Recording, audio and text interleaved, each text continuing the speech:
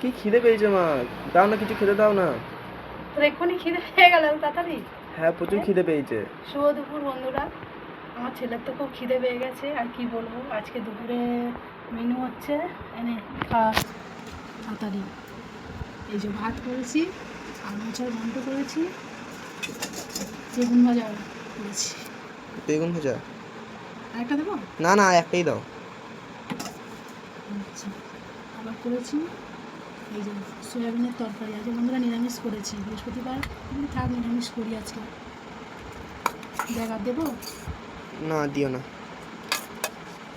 আর করেছি, আর কি করেছো? ডাল। কিসের ডাল? কিসের আবার ডাল? ডাল আবার ডাল? কিসের ডাল? ডাল অনেক রকম হয়, কিসের ডাল এটা?